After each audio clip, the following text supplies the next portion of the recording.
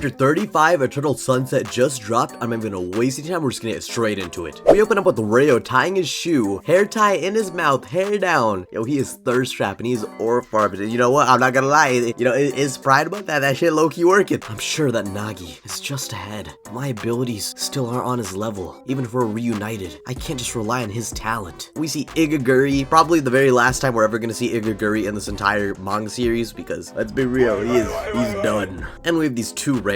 Until I become someone who can catch up and stand by Nagi's side as his partner. Until we become a strong duo that can once again dream of being the world's best. Now, moving on. Will the second clear team please enter? Hey, Nagi walks in with his team. We already saw this shit with a better angle in the last chapter. I'm not gonna hold you. I'm your loser. It's been about 1,000,000 years. Hey! Santetsu's here too! So he did come. You guys! Huh? Why do you look relieved, Asagi? Did you think we wouldn't make it? Huh? No, it's not that. Are you looking down on me, you cocky bastard? Huh? He's treating us as supporting characters. No, it's just, I'm happy. I'm just happy to see you guys again. Happy. It's cool he can just say that. Of course you can get to see us again. I won't stop playing soccer until I've beaten you. Well, I'm gonna kill you. I still haven't beaten the top 3 either. Anyway, I guess it's just a fated reunion. Yeah, let's have another good fight. Now then, will the next clear team please enter? We got Atoya, Karasu, Yukimiya, and these two randoms. And this tongue dude that was with them, he made it too. I'm happy you did. This little Bobcat dude, did he? Was he in the match? Was he in the match with I don't remember. I don't think he was. Was he? I might be tripping. Was he? There's no way he's that forgettable. I don't know. I'm not gonna check. I can check in editing. I'll do that. Oh, so they made it. The ultimate duo. It's that shady terror jerk. He's still around.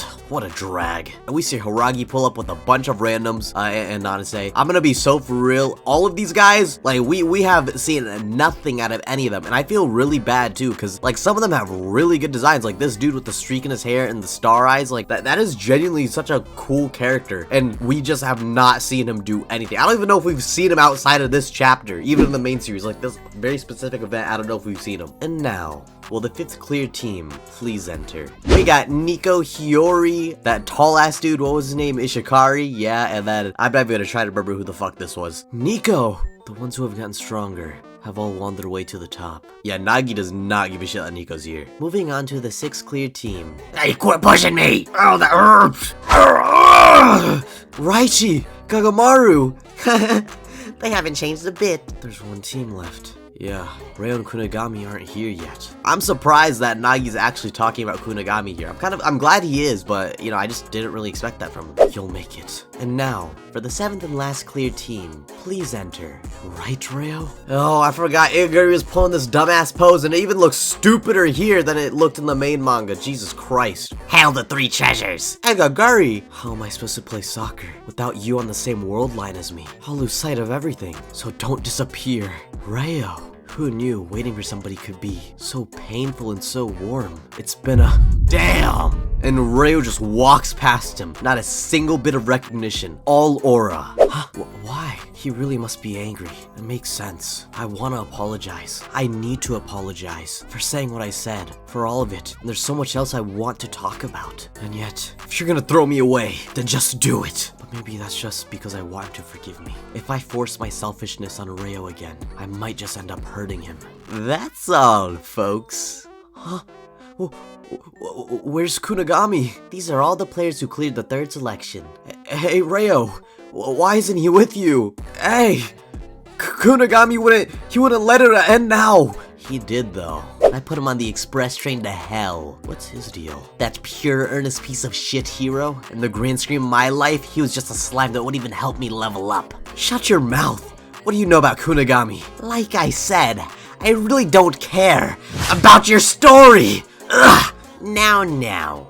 That's enough, you lumps of talent. You don't have time to spend worrying about those who fell by the wayside. Because your soccer lives and Blue Lock itself are on the verge of disappearing forever as so much worthless trash. Huh? It seems the big shots of the soccer world want to annihilate Blue Lock, and fast. Which means 3 weeks from now, there will be a battle for Blue Lock's continued existence. And a special match between Japan's U20 team and the Blue Lock 11. If you win this match, Blue Lock can steal the right to represent Japan in the U20. The U20? Representing Japan? A life-changing path that will take me closer to a World Cup victory. That's what Ryo and I have dreamed of. The match is in 3 weeks. The U20 Japan team led by Sayatoshi versus Blue Lock 11. Let's go, you lump of talents. We'll be the ones to transform Japanese soccer. Hey, wait a second! I get that we're not guaranteed a spot, but who's gonna be the Blue Lock 11? Do we have to pick midfielders and defense from this group? We're all forwards though. Oh, shut up. Do you take me for an idiot? Blue Lock is going to assemble a team focused around the following 6 players. These are the top ranked players at present, and putting together a team in just 3 weeks will require a most rational gamble. The following players, please step forward. First, our top player, Rinatoshi. Next, number 2, Ryusei Shido. Number 3, Tabito Karasu. I knew that, idiot. Number 4, Eita Atoya. Alrighty. Number 5, Kenyu Yukimiya. Okay, it's an honor. And last, number 6, Seishiro Nagi. Huh?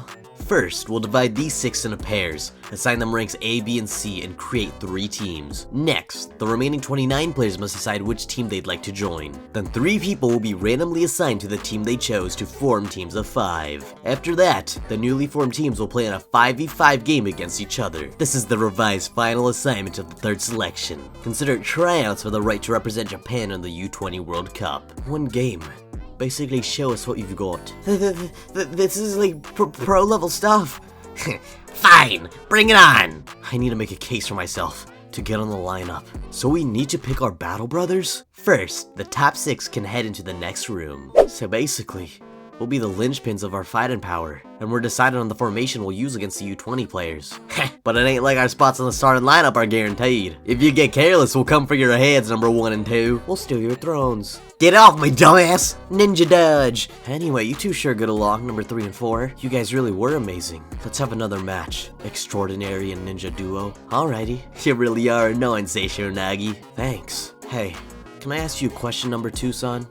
It looks like you won your way here on the same team as Ryo. Oh, you mean Purple Top Nut? Was he doing well? Has he gotten stronger and better? Like I care.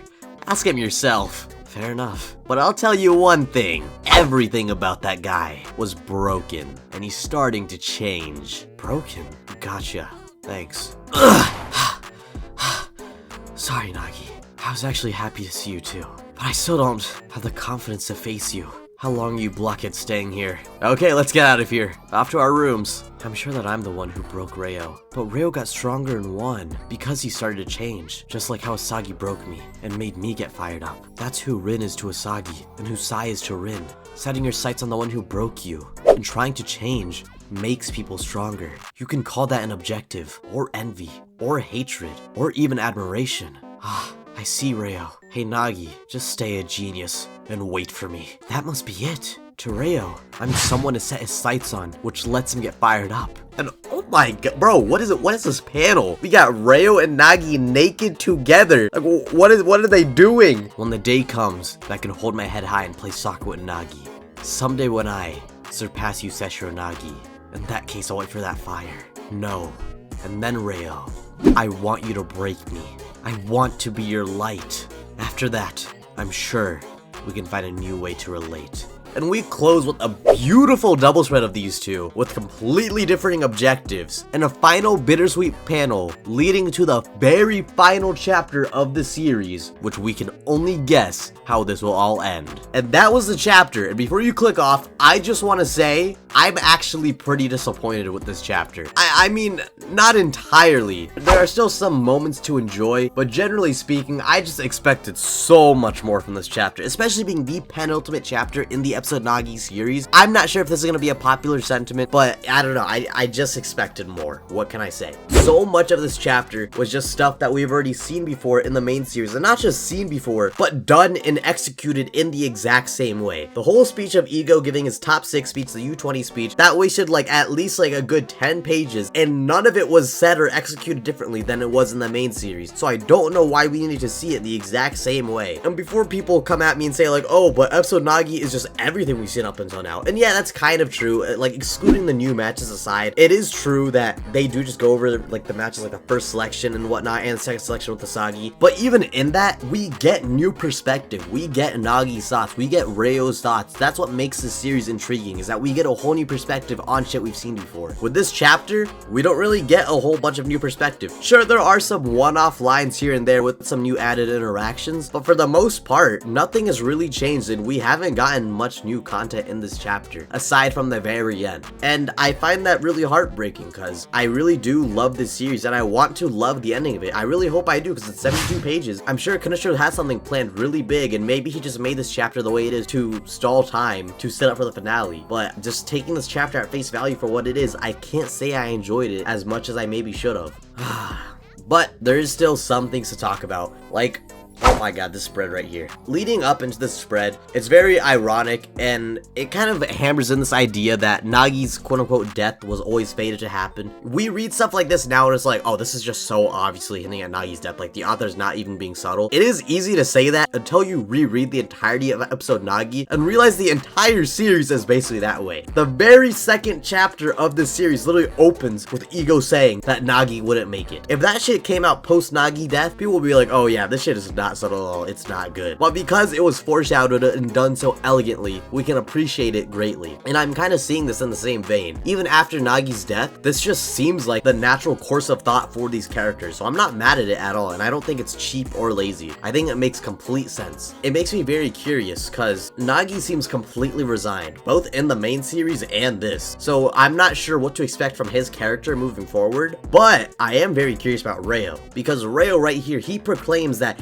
he wants to surpass Nagi and to become his light, someone he chases after. So that actually makes me really hopeful for his ego in the main series, because I'm hoping that now, instead of sulking about Nagi, which it seems like he's not gonna do entirely and let ruin his character from what we've seen in the most recent main chapter, I'm hoping that he actually puts himself in a position to become an inspiration for Nagi, and he knows that, because that would mean so much for his character. It would be such a shift in their dynamic that I would totally be there for, and I would totally love to see. But yeah, that's really all I have to say, because like I said, there just wasn't much content wise in this chapter. We got some decent, like, funny interactions between other characters, but I just really don't think there was much to this chapter anywhere else, and it's really unfortunate I have to say this, but I just think it was a disappointment. I still like this chapter a lot. I don't think there's a single Blue Lock chapter I can not like, but damn, I just wish there was more. But yeah, that's gonna be all I have for now. Make sure to like, comment, and subscribe if you enjoyed, and I'll see you in the next one. Peace.